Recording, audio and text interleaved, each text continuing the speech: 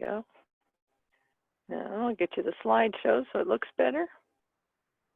Sometimes when you do this, your computer will not forward the slide. Okay, welcome to Poultry 101.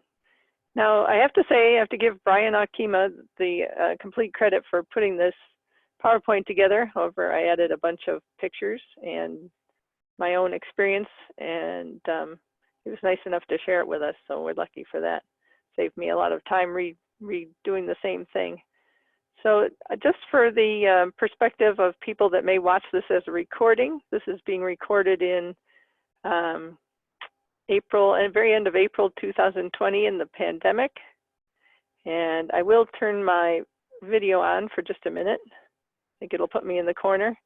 And so you're all being, this is being recorded in my living room, so I can't guarantee you won't get to hear the dogs, cats, and my husband coming home from work. But that's okay. I'm happy to be able to do it from home. So I'm going to stop my video so it's not in your way. And let's get started. And of course, it won't page down.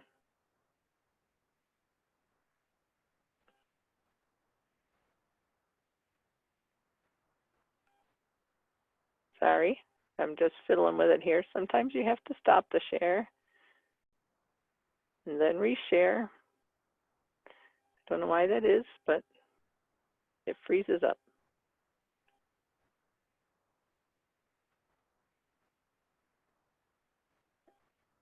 Come on. It does not want to advance. Hang on, let me see if I can find a little something that's causing this problem. It won't page down and it won't go with the arrow. Well, I hate to say this, but we may have to watch this as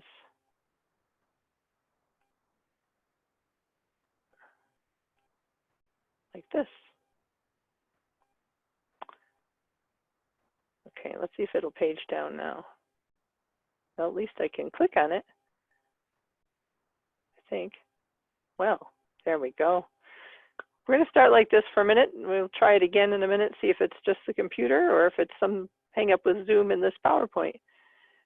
So I know there's a lot of interest in raising chicks all of a sudden because I talked to the feed store people and they're selling lots of chick starter and they've had lots of requests to buy chicks.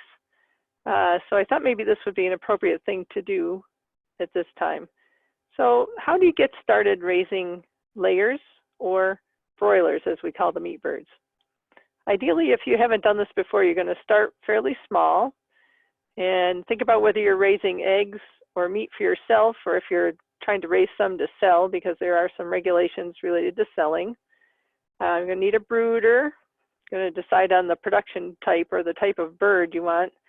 And you're going to maybe build a pen or a coop or a hoop house or something for them to live in after the brooder. And I suggest you try to use what you have on hand, probably because it's hard to get things right now, and also because you don't want to spend more money than you need to. So if you're doing meat birds, you want to think about where you're going to do your processing, and I'll talk more about that later. Aha, here we go. It's going down, so maybe I'll be able to make it bigger here in a minute. So you're going to have layers or meat birds. So layers, those are laying hens, and they'll start laying. So you buy chicks now, they'll start laying in the fall, and they'll usually lay through the winter, the first winter. And they'll eventually, each one will lay an egg every day pretty much.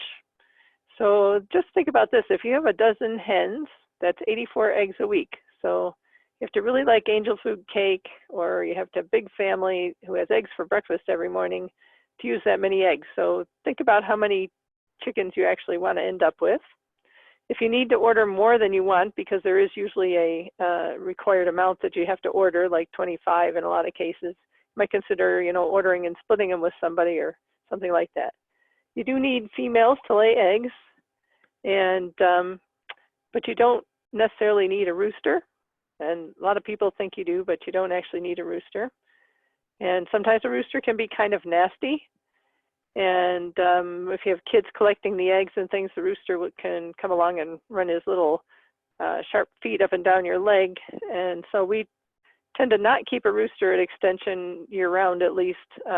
We do raise a few when we get chicks or when we hatch chicks and we have roosters in the bunch. Now meat birds, they take about 7 to 12 weeks, depending on the breed and how big you want them. Some people like a 5-pound chicken. We find the restaurants want much smaller chickens because they like to serve like a half a chicken to a person. So it depends on the breed and what size you want to have at the end. Excuse me. Just so you know, the yield is about 2/3 of the live weight. So if you have a 5-pound live chicken, that'll give you about a 3.35-pound freezer bird. Sometimes it's a little higher than that, but that was what we found on our hoop house study where we did, thousands of birds.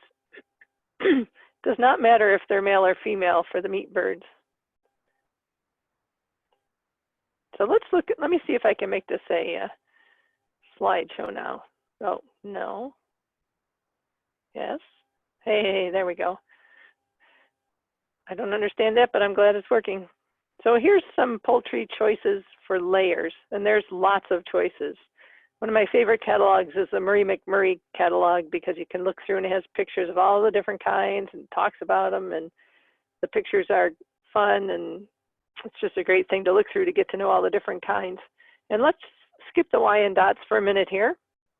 The Rhode Island Reds are one of my favorites because they're fairly hardy birds, and it does get really cold here. And they're good layers, and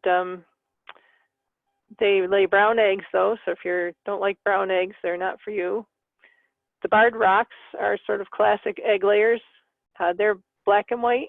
The Rhode Island Reds are sort of reddish brown. The Barred Rocks are black and white speckled, and they're good egg layers. They're good temperament, that sort of thing. We have a couple Sussex at the extension farm. It's an older breed, and they're good egg layers. They're not as common, but they are a nice, tough breed to keep as a layer that you want to keep for a long time. And I don't know what the Rhode Rock is. I assume that's a cross between the Rhode Island Red and a Barred Rock. I have not used that. It comes with different names from different companies. Hybrids are generally good, and as you can see under egg production, it says unbelievable. So spelled wrong, of course. That came from Brian. I left it because it's kind of funny. And they're good at foraging outside, and they're good producers. Also brown eggs. If you really would like to have different colored eggs, which is a lot of fun, the Araucana, sometimes you hear them called Americanas. There's all kinds of versions of these from the different companies, but they lay blue eggs that are sort of greenish, bluish, that sort of thing, all different colors, and that's a lot of fun. I'm just going to check the chat here in a minute. Leghorns are your traditional white egg layers, and they do lay like crazy, and they're kind of boringly white, but they are good egg layers. I'm going back to the Wyandottes. I hate to say this, but all the Wyandottes I've ever had were kind of nasty chickens, not nice to each other and not necessarily nice to work with. Nothing wrong with them as far as their egg laying ability, and maybe I just had a bad batch of Wyandottes, I don't know, but I've been sort of scarred for those for quite a while now. The other breed that I've used a lot that I like is Buff Orpingtons. They're a soft sort of tan brown, yellowy color, and they were really nice birds to work with. I'm just bringing up the chat so I can see in case somebody has a question, except it won't come up. I lost it. Now I lost my slideshow. Come on, chat. Oh, I'm sorry, whoever chatted me. I'm having a hard time finding the chat. Oh, okay, I will get to that. This is just an example of some of our chickens at the extension farm, and these are no particular breed, just to show you that they come in all colors, shapes, and sizes. They have different types of combs. That's the red thing on top of their head. They have, some are sort of fluffy feathers, some have more of a tail, or more distinct feathers, all different markings. These are actually mixed up chickens. So they aren't even any particular breed. So how about broilers? Let's talk about broilers. Still trying to find the chat box here, so don't give up on me. The two kinds that I hear the most about are called Cornish cross, and they are the super fast eating machines that grow like crazy. They aren't particularly hardy. They don't get a lot of feathers, which makes them nice for plucking, and they're white. So white feathers are a lot easier to get off. I don't know if they come off easier or they just don't show as much, but they're a lot easier to pluck. And they're not broody. I wouldn't keep them. Don't keep the females to be egg layers. I have raised them outside on pasture. They don't spend a lot of time digging around. They pretty much have their head in the feeder and at the water. And so they're not really dual purpose. And the other type are the red colored. They're usually red, at least Freedom Rangers. Oh, they come with all kinds of names, but they're a little more, act like chickens, and they don't grow quite as fast. They aren't quite as plump when you process them. They are more active. They do eat more bugs and that sort of thing. And apparently they can lay eggs. I've never kept any to try that, but they do go around the pasture a lot more. They're a lot more interactive with each other. So if you like them for their entertainment value, you might like the Freedom Rangers better, or if you just want them to eat more insects and that sort of thing. They are definitely not as meaty though, in general. And I put turkeys in here because homegrown turkey is delicious. I've raised turkeys a couple times. I really sort of fall in love with the turkeys and have a hard time at the processing point, but usually you use the broad-breasted white or the bronze turkeys. Those are the big, fast-growing commercial type turkeys. They have a lot of white meat, a big breast, and they do finish in 16 to 18 weeks. So one of the problems people have is they buy them in April and they don't process them till November, and so they end up with like 40-pound turkeys. And most people these days do not want a turkey that big. So last time I raised them, we started them in April or May, but we processed them in August or early September and put them in the freezer for people. If you want to do them fresh, you got to think about when you're going to start them so that you come out right for November. And then sometimes at that time you can't buy turkeys, baby turkeys, which are called poults, by the way. And they look like they have chipmunk stripes. And the last batch I bought all got out of the box while we were fixing up the hoop house with them, and they all ran out under the sheep and were running around under the sheep. And we were crawling around on the ground trying to find them in the dark, and we actually recovered all of them, but it's sort of a miracle. But they, little turkey adventures. I prefer to raise hens because they're rounder and their legs aren't as long. You get a big tom turkey and it's hard to get them to fit in the pan because their feet stick out. So there's nothing wrong with how they taste, but they're a little more of a challenge for the cook if you let them get too big. So you can also use heritage breeds. There's bourbon reds, blue slate. We had one that was a set that were black and white, and I cannot think what they were called. They weren't Narragansetts, but they were more like farm turkeys. We just kept them more for pets, and we didn't generally process them. They're slower growing. They have more dark meat, and like if you're raising them for your family or something and giving them away, they won't look like a regular turkey that people are expecting for Thanksgiving. There's nothing wrong with them, but they are different, so you need to be aware of that if you decide to raise those. So what do you need to get started? So you need a brooder. A brooder is the spot where you put the chicks until they get enough feathers to keep themselves warm. So it has to be warm, has to be closed in, it has to be protected from your cat and your dog and potentially your kids. A lot of times an old water trough works great. You can use a swimming pool, although it's not very deep. I have had people raise a few at a time in a Rubbermaid tote. Something with sides, something that'll stay warm when you put the heat lamp over it.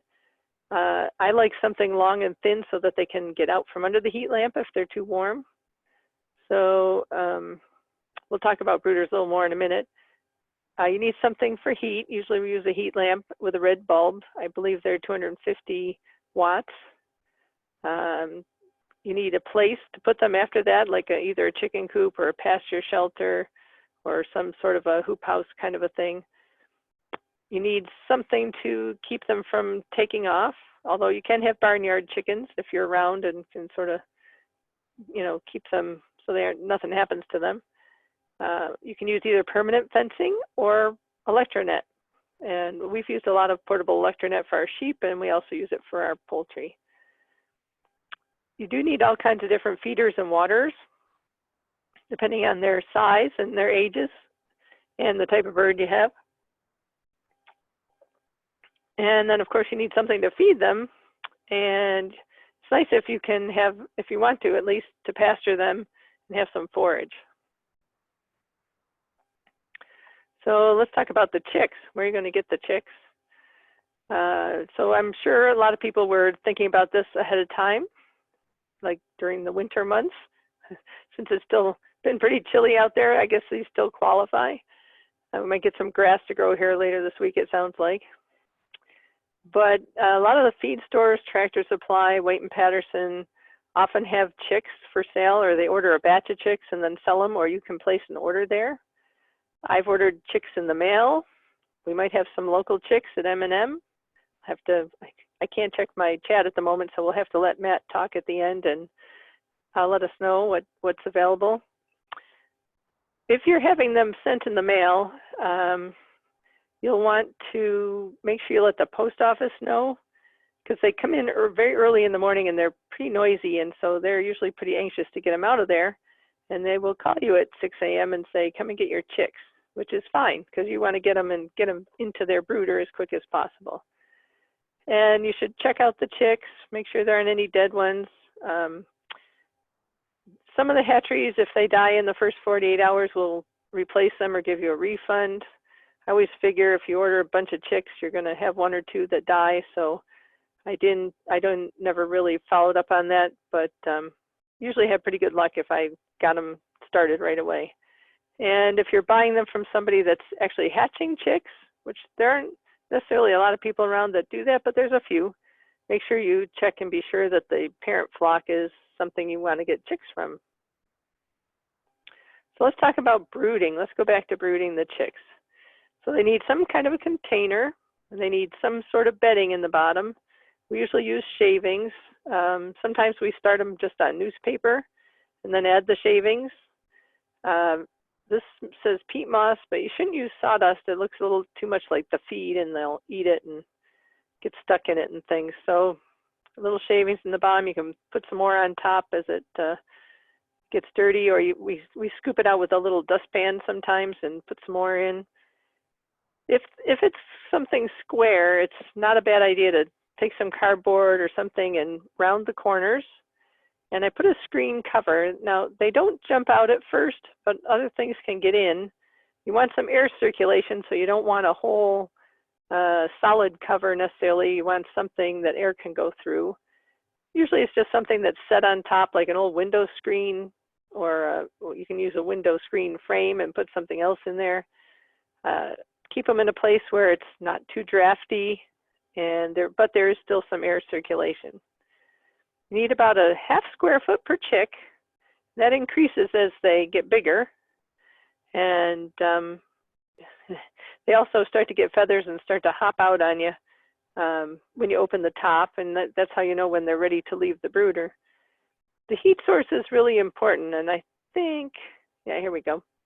Heat lamp that's adjustable is the best thing. So you can lower, if they're too cold, you can lower it down. So we use those little brackets like you would put in the top of your closet to hold the closet shelf, and the rod on the wall above our container for the chicks, and we can lower and raise the heat lamp to get the right temperature in one end of the tub. The nice thing is if it's long and thin, they can get out of the heat if it's too hot, and they can get underneath it if it's cool. So you're shooting for 90 degrees, 90 to 95. And then we reduce it down a little bit as they get older. And they get feathers surprisingly quick. They go from cute little downy chicks to sort of weird looking teenager chicks pretty quickly.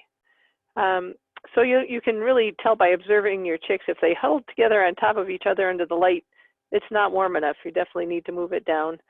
If they're running around, they seem happy. They're usually pretty good. Sometimes they're huddled away from the light or right around the edges of where the light shows. That's because they're too warm. So depending on where you have them, like if they're in the barn where it's cool, you probably have to have the light closer to make a warm enough spot for them. If they're in your house somewhere or in a really protected spot, it won't be as hard to keep that temperature. I usually just lay a thermometer on the bottom of the tub, and that helps me adjust the lamp to get it to the right temperature. And it's a good idea to, if you got your feeders and your little waterers in there, don't put them too close to the heat lamp. For one thing, they get warm and kind of gross, but also the chicks will learn to go out and back in to warm up. So they need 1 inch of feeder space. I don't think I've ever actually measured, but they do need more as they get bigger. So 3 to 4 inches per bird at 8 weeks. And you'll see a picture later of meat birds just all around the feeder, and you'll see why they need more space. About a gallon of water for 50 chicks, and they do drink water surprisingly quickly. You need to really monitor the temperature, because boy, if the light goes out overnight, make sure you have an extra bulb. It can kill them. Oops, I got somebody who would like to get into the waiting room. Hold on. There we go. Oh, there's my chat box. And we try to feed and water them at appropriate height for the bird. You see, I usually put my water up on like a slice of a piece of wood that's big enough to just lift it up out of the shavings, so that the shavings don't all get into the water, but not so high that the chicks have a hard time getting to it. I'm just looking at the chat box, and Matt said road rock is a black sex link. Okay, thanks. Because they call them all different things. And Maggie's asking, can you get a chicken that isn't a chick that will lay sooner? I have seen occasionally people with young hens for sale that they started and did the brooding on. But I doubt people started them much sooner than you can start them now. Yeah. So for whoever that is that just joined us, if you could mute so that we don't have you in the background, I'd appreciate that. I might be able to do it for you if you can here. Hang on. Well, looks like you did it. Great, thank you. You can, I don't know if you can order them. Sometimes I've seen them in the Murray McMurray catalog, and perhaps there's, we'll have to ask Matt at the end if they have something like that also. Okay, let's see here. Come on. Nope, I have to close the chat or my slide will not advance. And no, it won't advance anyways.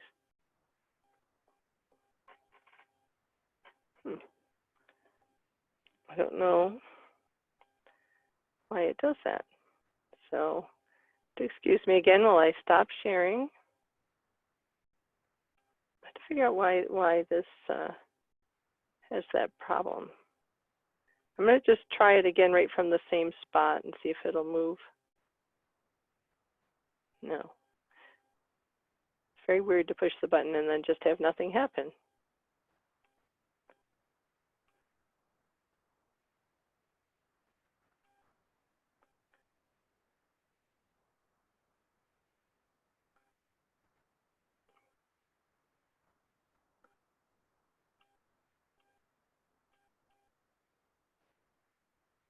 Back down here to where we want to be. That my cursor disappears also, just to be a challenge. There we go. There we go. So, okay, let's see here. Here's a picture of a small trough with the heat lamp over one end. I don't know if that one's clamped on or hanging. They do make clamp-on ones. They're not as adjustable. So the other thing, I like to hang them, and then I like to take another piece of string and tie it again so that if one lets go, it doesn't drop into the trough and cause a fire or burn up any little chicks. You can see how the shavings are getting right around the water and possibly in the food. That's why I would set them on something solid, even if you had to bury it into the, or wiggle it down into the sawdust a little bit, so it has a clean place to set. And that's shavings. I think you could use cedar shavings. And those are, look like really baby chicks that they just got. This is a more fancy brooder. We did a hoop house project. That plywood box is actually something with lights underneath it. The sawdust on top is just for insulation. And the chicks go underneath there where the lights are, and it's quite nice and warm. We had a little thermostat under there that made the lights turn on and off. And you can see we've got feeders sticking in, out, half in and half out for them. And they've got water. The bucket that's up on the left has a hose feeding onto a float. And then there's a little hose in the bottom of the bucket. See if I can use my cursor. Nope. Oh, yep, there it is. Goes down here and into this white PVC, which has little chicken nipples all along the bottom. It's like a little thing that they wiggle, and the drops of water come out. And you can sort of see them getting water in little spots along the PVC. And when you see, we also have the hoop house closed to keep the whole thing a little bit warmer. But they are in the grass, and they did fine there. But that's a much more complicated brooder.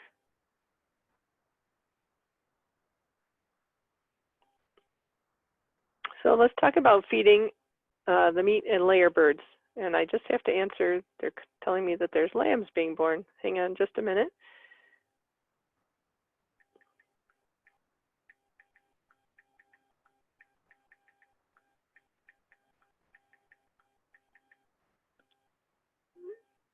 Okay. So for broilers and layers, we like to start them with a chick starter. And I'm not sure I've ever used anything different between the layers and the broilers. Usually you have to use pretty much what you can get at your local store. And I do like the crumbles a little better than the real powdery chick starter. Seems to be a little easier for them to eat and a little less messy. So you can find crumbles. And then we're going to move to a grower. So a lot of the local stores have a broiler grower that's labeled and is a commercial mix, so you can just buy that. I know White and Patterson has it. I'm guessing that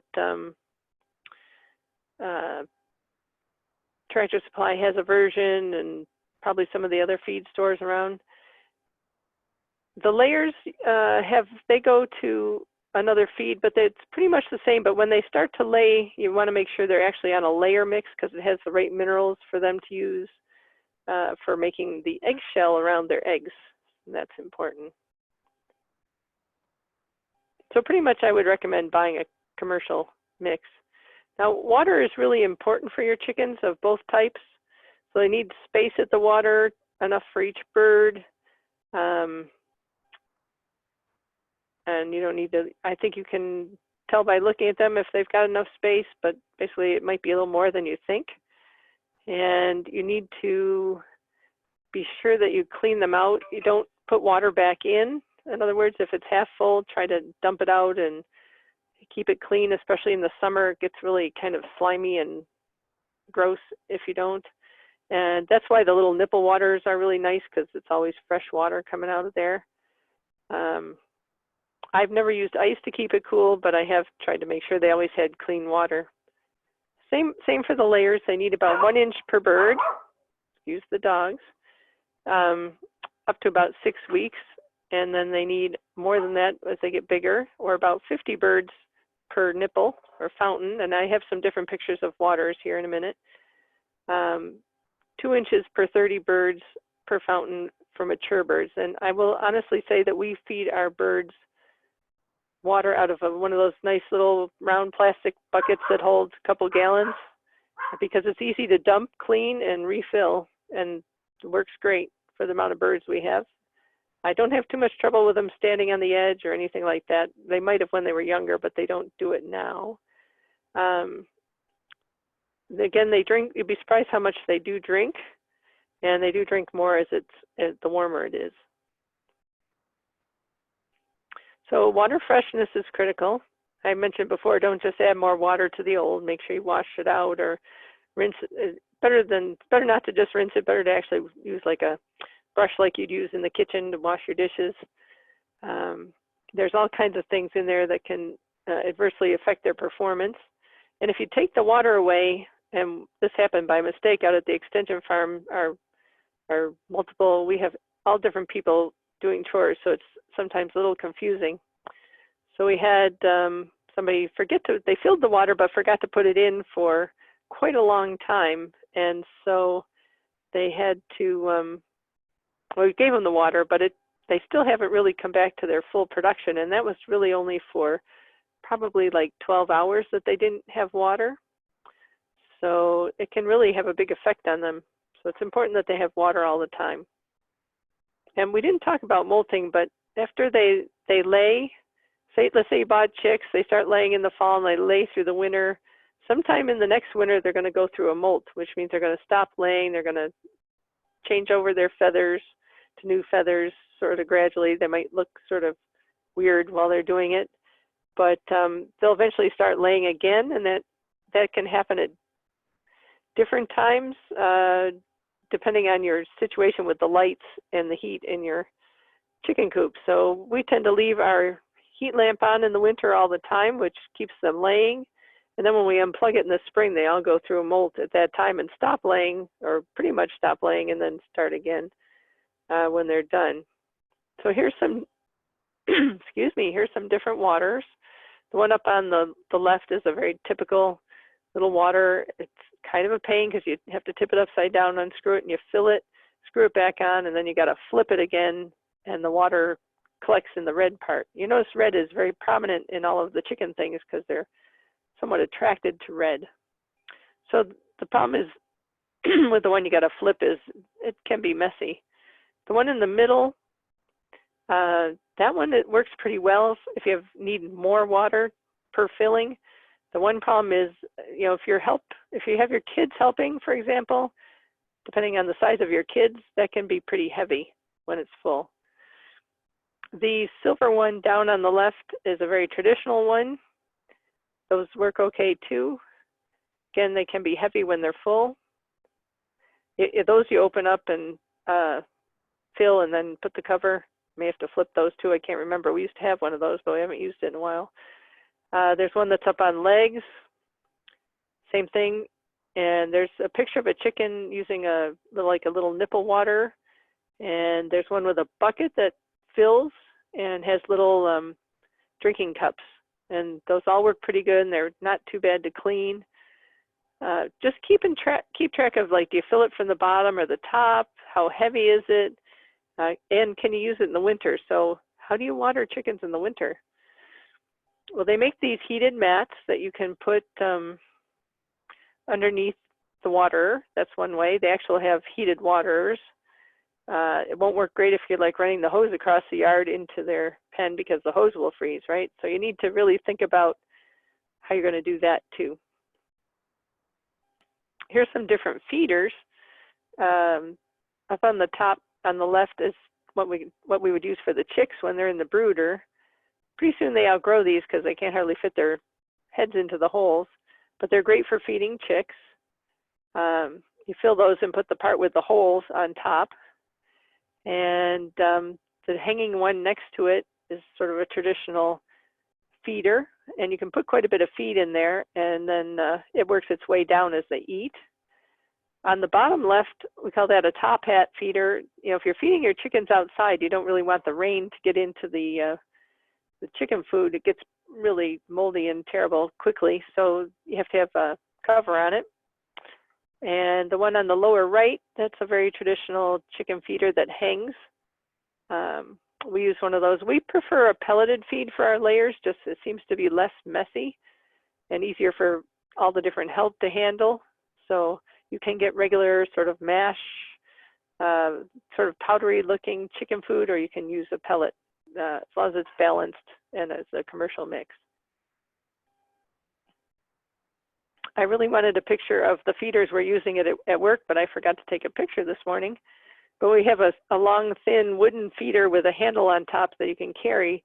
or you can use it to flip it over and dump and put fresh food in. So I really like those, and they're simple. So let's talk about the layers. They need some space, 3 to 4 square feet per hen. And that, for a lot of people, that would be pretty luxury accommodations. And they need about 3 inches of feeder space per hen, although I don't think ours don't necessarily all eat at the same time because they have food there pretty much all the time. Grit, you can buy grit and oyster shells to feed along with your food. Sometimes we, excuse me,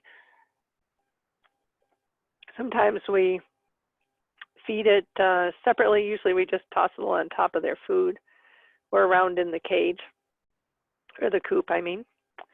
And they do need a place to roost, and the easiest thing to do is go cut some branches of the tree and stick them across the corner of your coop, or from side to side if it's narrow enough. You can also use nice looking dowels and broomsticks and that sort of thing, but they need a spot to get up on at night. So you need 6 to 7 inches of roosting space for the smaller ones and 9 for the big ones. It is a good idea to have a little extra space because sometimes you have some chickens that don't get along, they're very dramatic, and they don't want to sit next to each other. So we usually put ours at like 2 or 3 different levels, like going up on a slant so that they can have a little choice in where they sit. And we have nest boxes.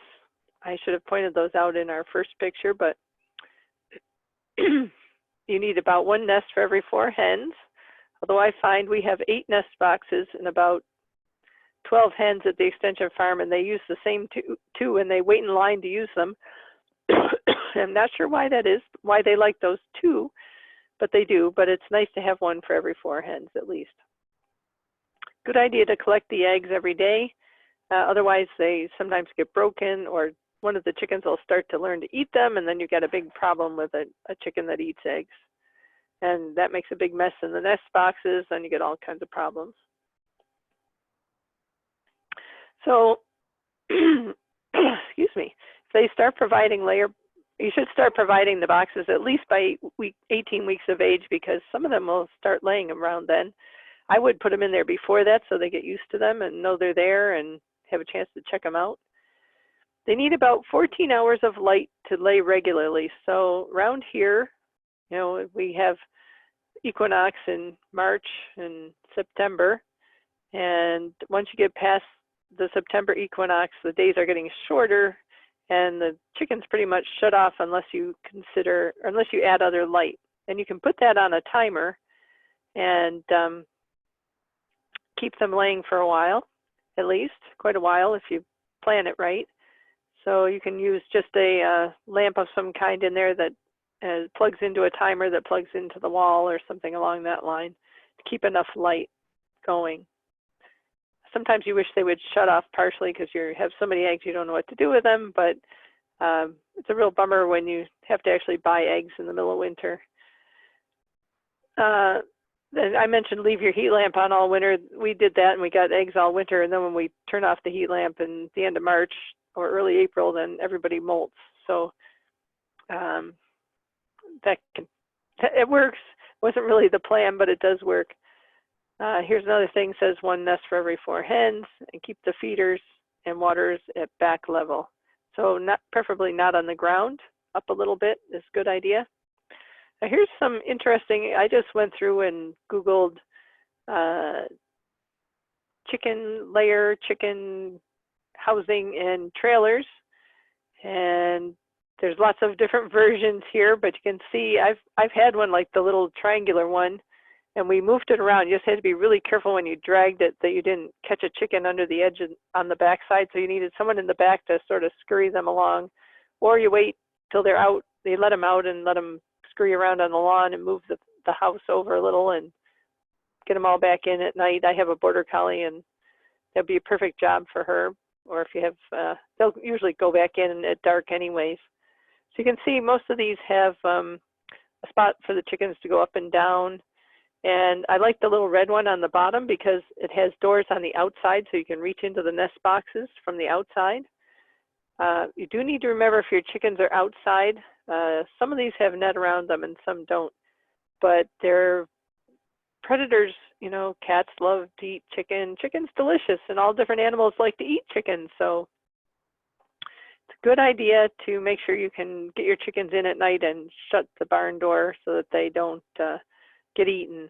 Even your own dog will enjoy a chicken dinner if you're not careful.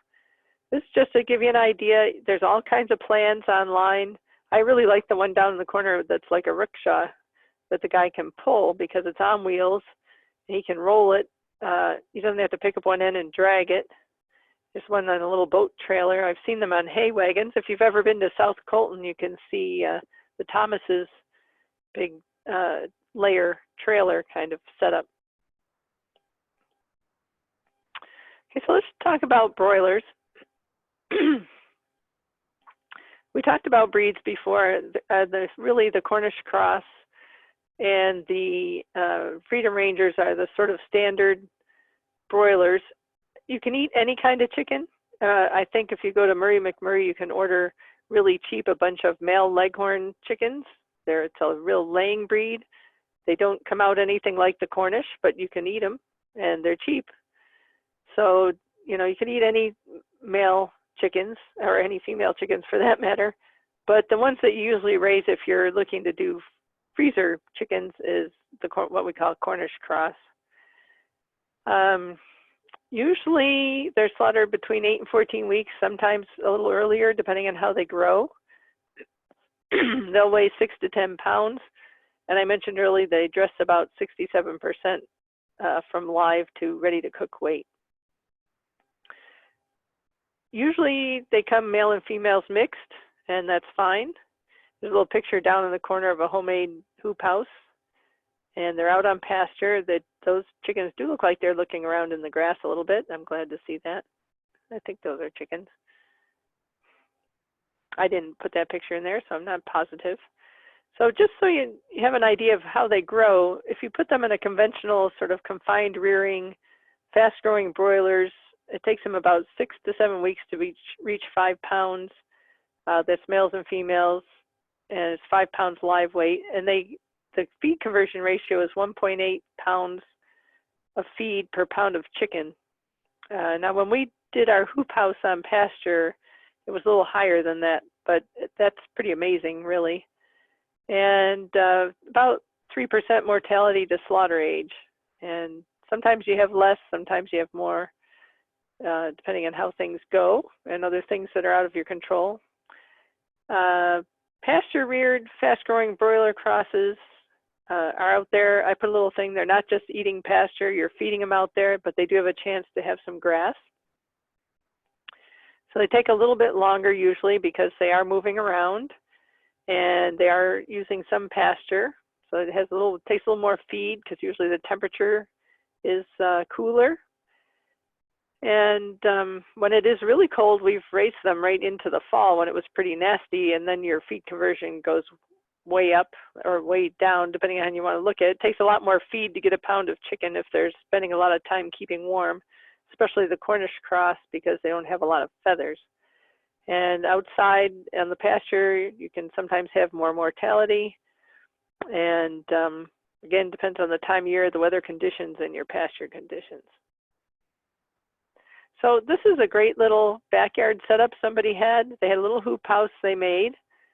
I noticed the next year they used a shed they had instead, but I built a hoop house like this also. It's pretty simple to build a frame, and then you put either chicken wire over it, or we bent like hog panels over it and attached them.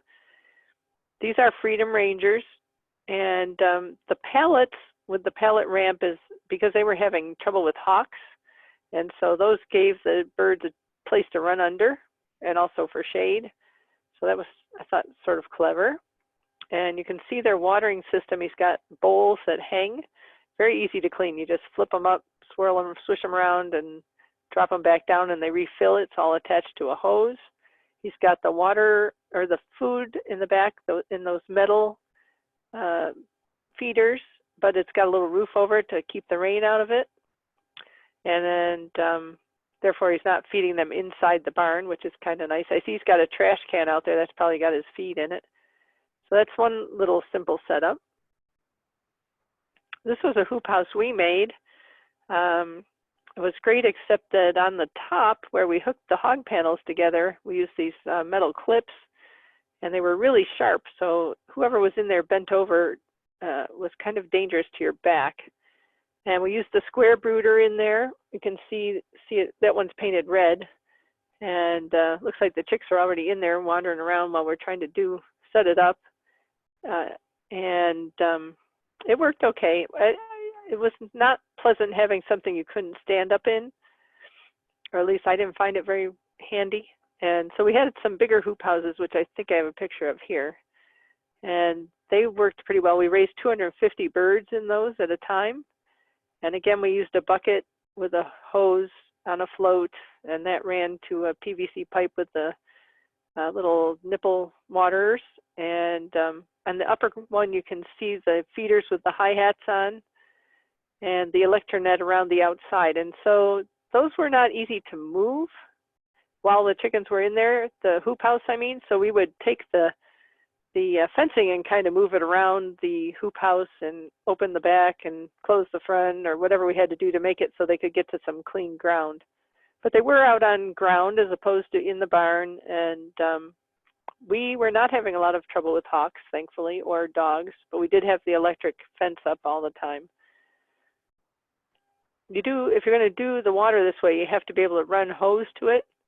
One of my pet peeves with pastured poultry is how hard it is to get the feed and water out to the birds. It's great for the birds, but it's sometimes really hard on the person carrying bags of feed and carrying buckets of water. So think about how you're going to get food to them. Maybe you have a little ATV, or you have a long enough hose or a good spot right next to the barn, but that's a consideration. That's Chelsea. She was she's from Potsdam. She was one of our interns, and she's weighing chickens. You see, she's got a white bucket sitting on top of a little scale. We put the chickens in there to weigh them because this was part of a study. And you can see on the bottom, see how they line up around the feeder. So when we say 3 to 4 inches of feeder space, as they get bigger, they need more and more. And we were full feeding these chickens all they could eat. So some people prefer not to feed them all they can eat, but sort of a controlled amount. So they just finish it up, and then they get more in the morning, because sometimes they grow so fast that they have trouble with their legs. And they have really solid little legs, but sometimes it's almost like they grow too fast. At least the white Cornish cross, at least. So I'll mention turkeys quick. We mentioned the large white or the bronze breasted. There's a picture down below of a hoop on a wagon. I believe it has like a expanded metal floor, so they can get up in there, but it doesn't collect a lot of manure. Again, they finish out, really, they grow fast, so 16 to 20 weeks. Think about how that lines up with Thanksgiving and whether you're going to process them and freeze them or how you're going to handle that.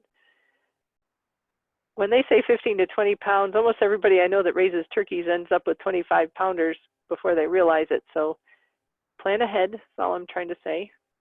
And they do run out of turkeys.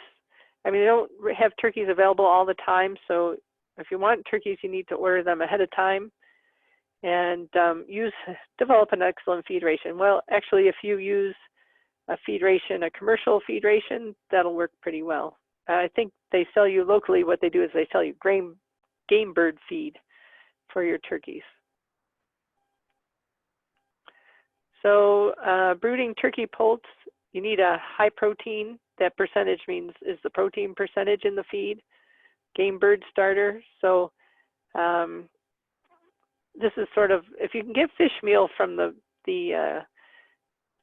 feed store, which you can at some of our feed stores, you're going to take a 26-pound protein mix for turkey and game bird starter, add 4 pounds of fish meal to 20 pounds, and mix it up in a something container and then use it. It's hard to mix in a 5-gallon pail, but you could do it. And that'll make you, if you add that to, add the fish meal to the 20 pounds of broiler grower mix, that'll give you the 26-pound protein mix. So this is where you might want to have a copy of the PowerPoint so you have these formulas. And you can do the same, add 2 pounds of fish meal to 20 pounds of grower mix and get a 21% turkey grower. And then at the end, you can just feed the broiler mix. Although I believe we bought turkey feed for ours. If you can find something that's meant for turkeys, that's good, although it might be more expensive. And they had about a 3.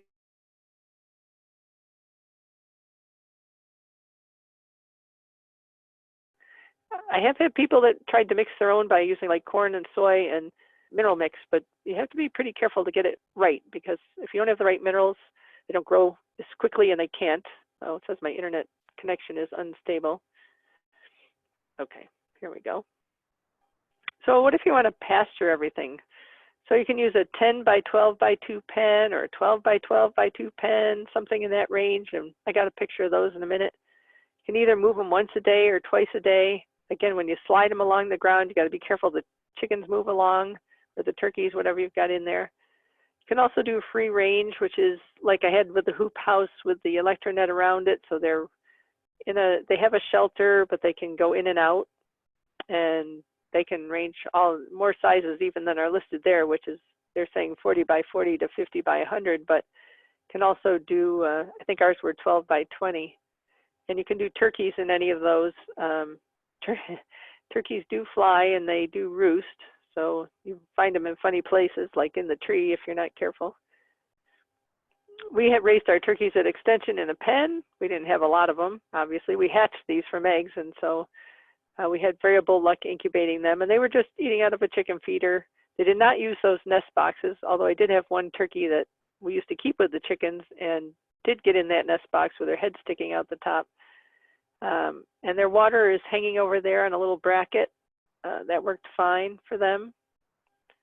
They say you're not supposed to keep turkeys with your chickens because of, I think it's blackhead is the disease. We did not have that trouble on a small scale, but it is a potential problem.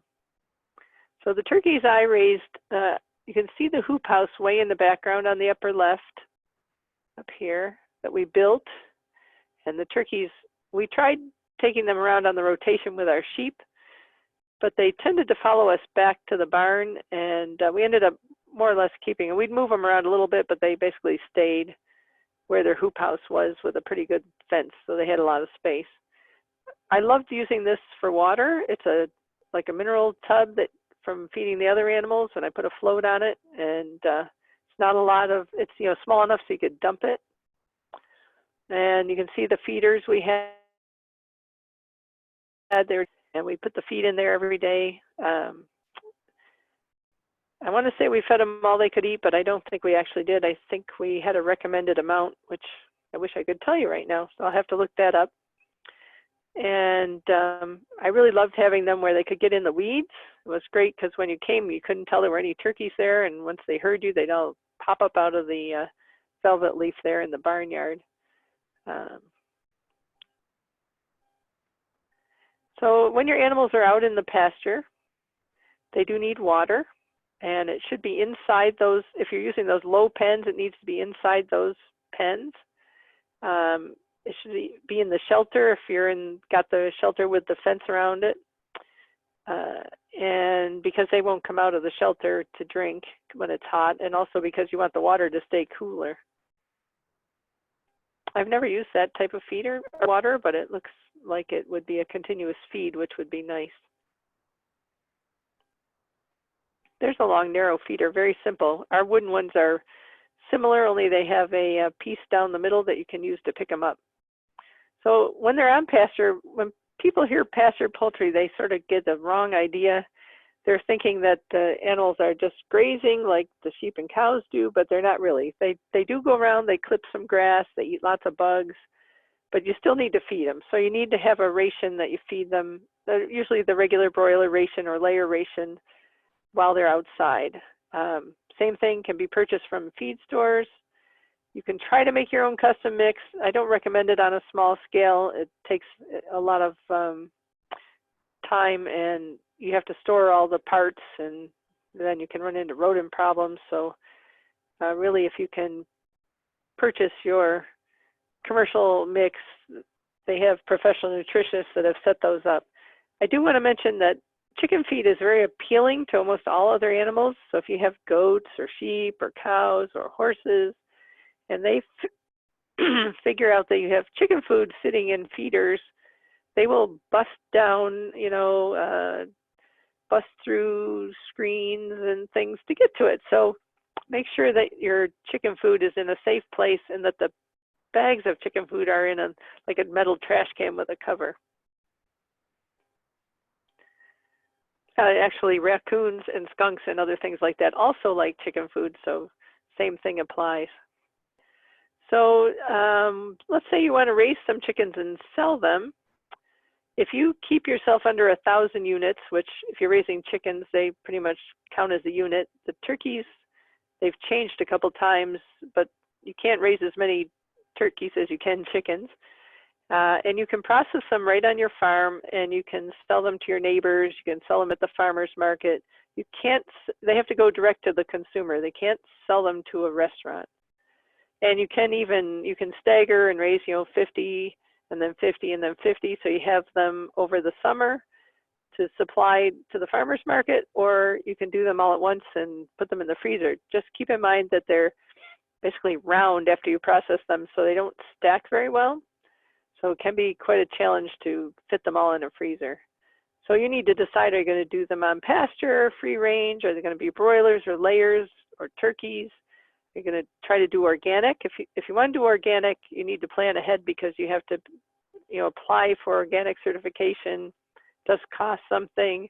They have an inspector that comes. You need to keep really good records, and that's fine. There's probably a demand for organic chicken.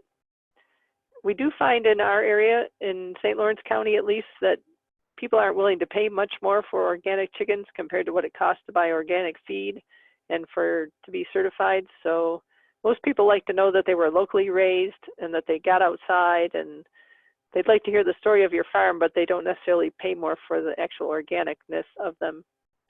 And think about the breed and whether you want to do a commercial breed or a heritage breed and how that's going to affect your outcome. So I mentioned the pastured poultry. There's a good picture of the flat type pens. Usually there's a spot where they open on top that's hinged, and you can grab the water and the feeder out of there. But like I said, you want to have a way to get the food to them, because otherwise that can be a lot of hand labor. So I'm just going to read this. It's where the birds are put into a floorless structure and not allowed to range from it. So they don't go out of those little pens. They forage what's underneath there, and you move the pens along the ground. And you place the food and water in the pen with them so they can eat at any time. A lot of people move them once a day. In certain weather, you might want to move them twice a day. And that way, you know, when you move it over, they've got a clean spot. And where they left the manure is actually fertilizing that area. So you can put them through, after your cows have been, say, in a paddock, they can go in there and you can move them along, and they're actually fertilize the pasture for you with their droppings. It's a pretty good system. It takes a little coordination. Moving those is not easy by yourself. If you put them up on wheels, things can get under them. So I haven't found a perfect solution to those, except to have a lot of help around to help me move them when I need it. But they do work, and they work out pretty well. They're pretty protected because they're low to the ground and they're covered, even in poor weather. I've been surprised how well the birds do in those. So the acreage necessary, 1 acre will do about 500 birds. That means 20 acres for 10,000 birds. So it doesn't take a lot of acreage, and you can raise quite a few birds that way. I have also seen them made out of PVC pipe, the actual container for the chickens. And sometimes they put water in the PVC pipes to help hold them down, because one thing you got to watch is if it's really windy, both with the hoop houses. We actually had our hoop house flip over once, and all the chickens get soaked, the little chicks. I had to put them in my van in boxes and run the heater on high for about 2 hours to save them all. But these will flip over in the wind if you don't put a weight on top of them or stake them down a little bit, potentially. And remember to try to, if you start healthy, I mean, it's way better to start with healthy birds and keep them healthy than to try to solve problems. Take a look, keep an eye on them, watch them so you know what their normal pattern of activity is. one thing that always scares me when you first have new baby chicks is sometimes they just like are eating, running around, then all of a sudden they collapse and they look like they're dead, but they're sound asleep, just like a little kid who just suddenly runs out of energy and falls asleep on the floor in the middle of playing. So you can usually wake them up and see, but they do. It is good to know what you're looking for. And the thing we've had the most trouble with is coccidiosis. You can also have trouble with when you're feeding the broilers. They can sometimes have a heart attack, or if you're not using the right kind of feed, you can have a mineral deficiency. Heat's really hard on them. Haven't had a lot of respiratory problems, thankfully, but I imagine with the weather going up and down, that sort of thing, you could run into respiratory problems. And I have not had water belly, and I hope we never do, but it is a possibility. So for processing, try to set it up before you get your chickens or turkeys, or at least know who you're going to call. And if you have to take your chickens or turkeys to the processor, you need something to move them in. And crates, sometimes you can borrow crates from somebody. Dog crates will work. Cardboard boxes can work, but they sometimes will get their way out of those. So, and they can be really hot. So be careful if you're using boxes. We actually took a whole lot of chickens to a processor in a cattle trailer, and that worked okay. We came out at 3:30 in the morning and picked them all up off the roosts and off the ground and set them in the trailer. I don't think they even hardly woke up during the process. And well, since it was early in the morning, it was cool enough, and we got them to the processor, and they were processed that day.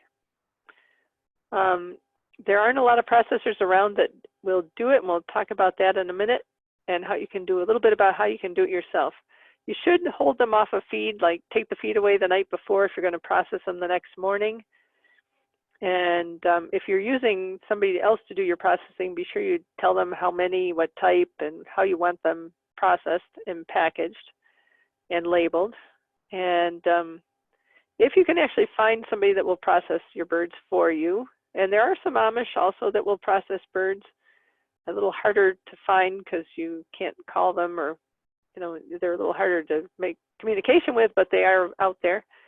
It usually costs $4 to $5 per chicken, and usually more than that for turkeys. Excuse me for just a minute. I have to step away for a second. I got an animal trying to get in.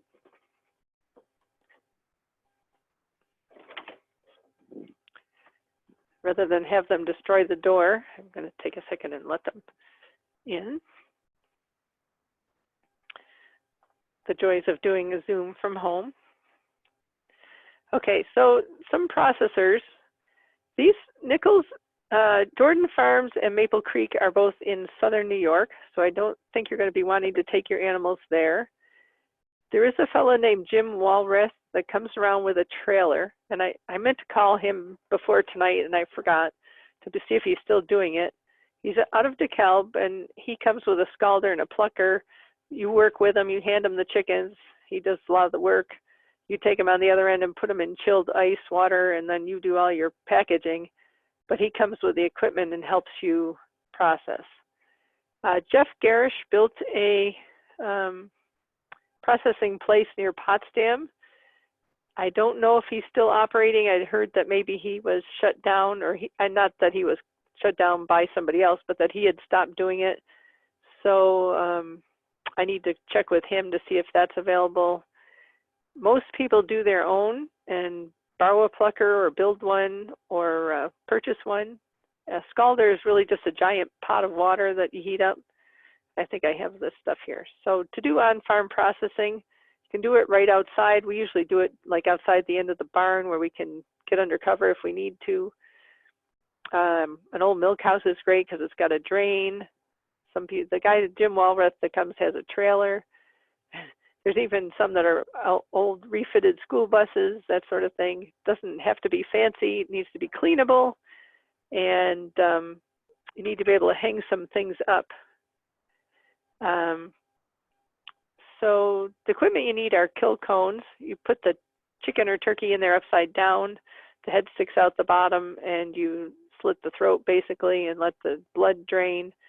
You need a plucker, a scalder. Actually, you need the scalder first and then the plucker. You need sharp knives. You need a table to work on. You need lots of water. We usually have the hose running to keep cleaning off the table and wiping it off. You need a place to chill them. That's really important. Usually we get ice and put ice and cold water into coolers, and we try to keep fresh water in there. For bagging, I really recommend shrink bags, which you can order online. Those after you're done with a scalder and you're ready to bag up your chickens, you heat up clean water and you can dunk them in the water, and the bag shrinks right around the chicken or turkey, and makes for a really nice, they'll last a long time in the freezer that way. So you need like barrels and coolers and things to put stuff in that'll hold water. So usually what you do is you kill the bird in the cone and you let the blood drain. Usually you have several cones going. You sink water for, you get the water to 145 degrees. That means you also need a good thermometer, right? So they make a long thermometer with a dial on the top. That's usually what we use. And when it gets up to 145, you dunk the bird, and you hold them in there for 40, 45 seconds. So you need somebody with a good watch that can do timing for you. Take them out, and then you either pluck them by hand, which you can hang them up by the feet and pluck, or you can drop them in a plucker, or you can have a plucker that actually goes like on a drill or a little motor and goes around, and you can hold the bird up against it. The next thing you do is put them on the table, and usually there's a technique where you cut open one end and you take the inside, you can reach in and pull the insides out. Then you want to make sure you get the trachea from the head end. Usually we take off the tail. You don't have to take off the tail, but we sometimes take off the tail and the feet. And then you put them in ice water to chill. And if you have cold enough water coming out of your well, you can start the chilling with just water, but usually we throw some ice in to get them cooled down quickly.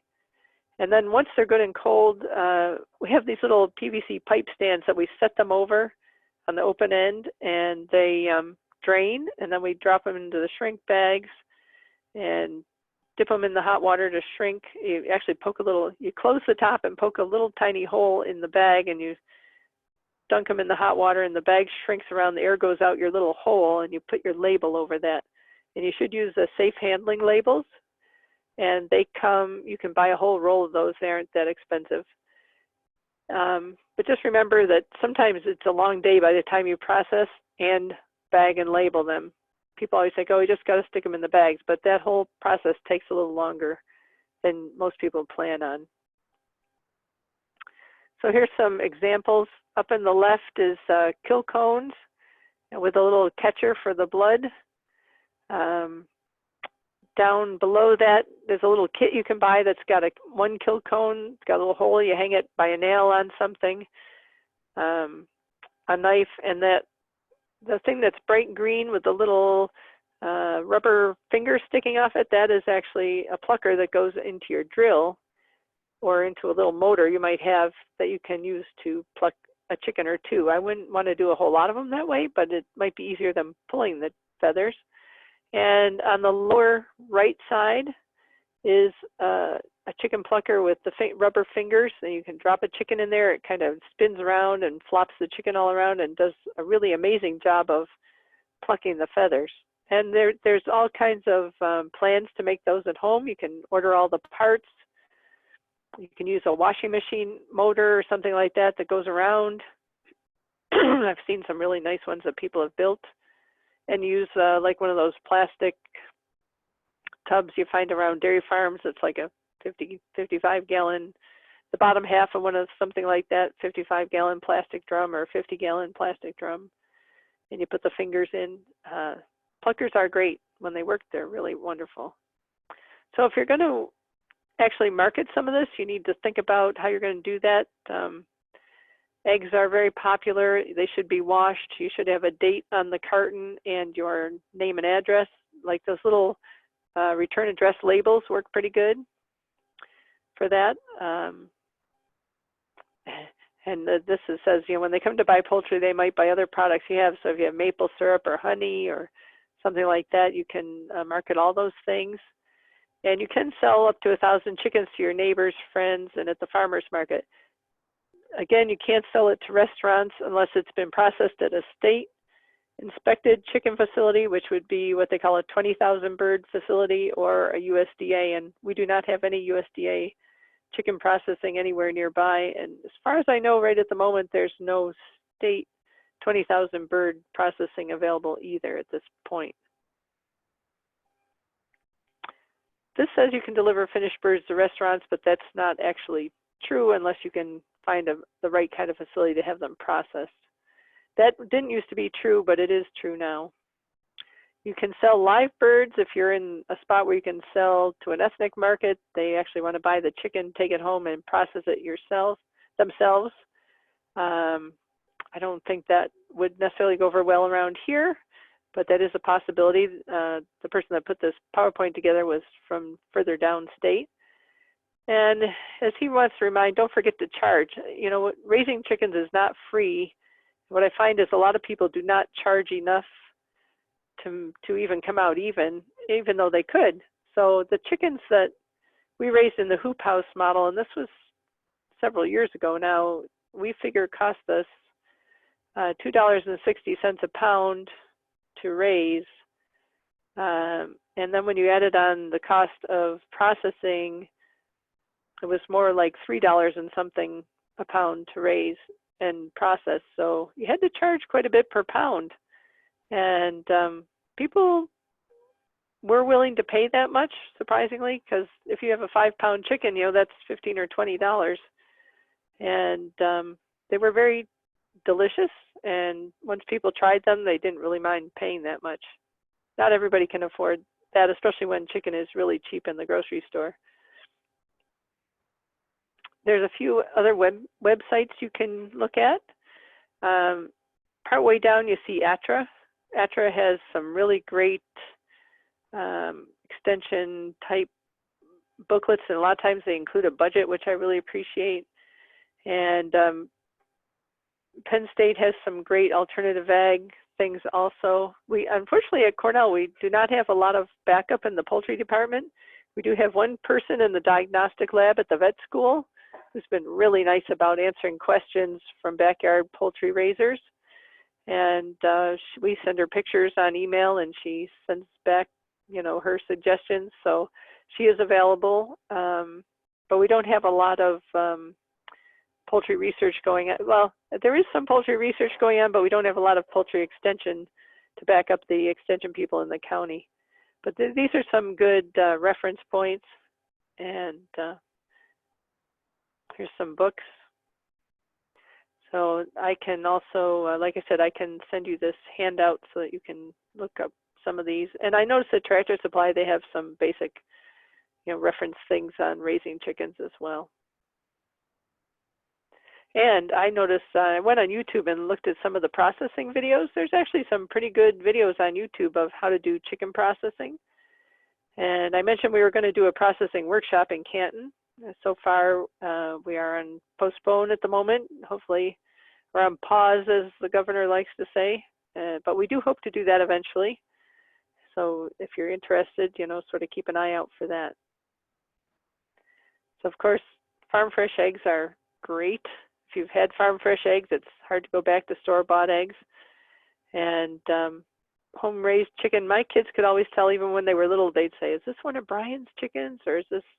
They knew it didn't come from the store. So you can definitely taste the difference, and it's definitely worth raising some of your own.